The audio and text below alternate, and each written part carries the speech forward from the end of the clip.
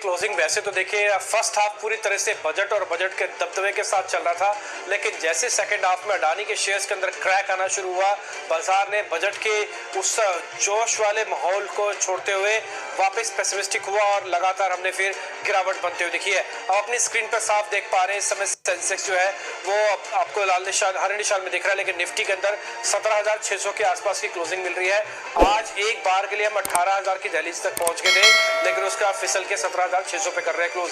लेकिन जैसे थोड़ी देर पहले आपको हमारे मेहमान भी बता रहे थे, अभी क्रिटिकल लेवल्स टूटना बाकी है, तो उम्मीद तो करते हैं कि आज एक्सट्रीम वॉलेटिलिटी के बाद मार्केट थोड़ा और सेटल होगा, क्योंकि एफओएमसी की बैठक के जो फैसला है वो भी बाजार के पास अब डिस्काउंट करने के लिए होगा। आप अपनी स्क्रीन पर सभी एडवांस डिक्लाइंस को भी देख पा रहे हैं और साथ ही साथ देख पा रहे हैं इस समय के बढ़ने और गिरने वाले शेयर कौन कौन से हैं। एडवांस डिक्लाइन के हिसाब से आज दिन अच्छा नहीं था। 6 शेयर के मुकाबले 14 शेयर ऐसे थे जो कि आज कमजोरी के साथ बंद हुए हैं, या फिर मैं ये बोलूंगा कि अपने हाई से ज्यादा टूटे हैं। आपको ऐसी संख्या थोड़ी ज्यादा मिल जाएगी। आज अडानी एंटरप्राइजेस 1 मिनट के लिए तो 30% ये गिरावट के साथ हुआ था इस समय ट्रेड, लेकिन आज क्लोज होते होते करीब इसमें भी 29% के आसपास की गिरावट थी।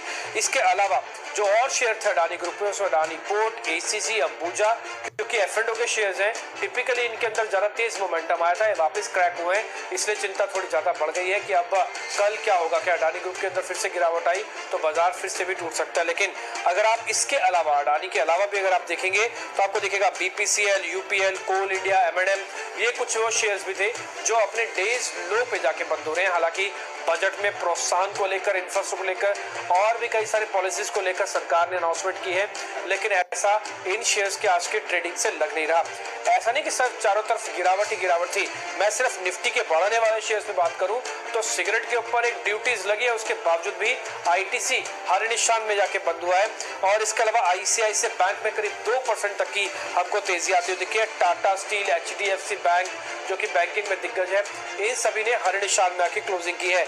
आते हम जरा ये चेक करते हैं कि टिपिकली बैंक स्टॉक्स में क्या हुआ है, क्योंकि बैंक के साथ अडानी को काफी हद तक कनेक्ट किया जाता है। अगर आप वहां पे स्टॉक्स देखेंगे तो सिर्फ आईसीआईसीआई, एचडीएफसी और एक कोटक महिंद्रा बैंक है जो आपको सिर्फ लाल निशान में दिखेंगे। सबसे ज्यादा टूटने वाला SBI, bank of Baroda, IndusInd bank, बंधन बैंक, ये कुछ एक वो शेयर्स थे जो कि आज काफी कमजोरी के साथ जाके बंद हुए हैं।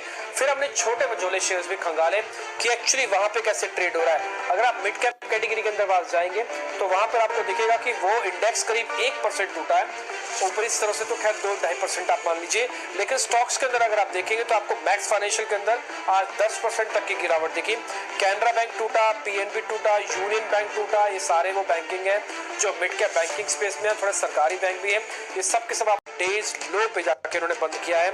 इसके अलावा BHEL, Trident, AB Capital, REC जैसे कुछ एक और शेयर है जिनका अडानी से कोई खास लेना देना नहीं है, लेकिन उसके बावजूद भी इनमें भी गिरावट डेज लो तक की जारी रही थी।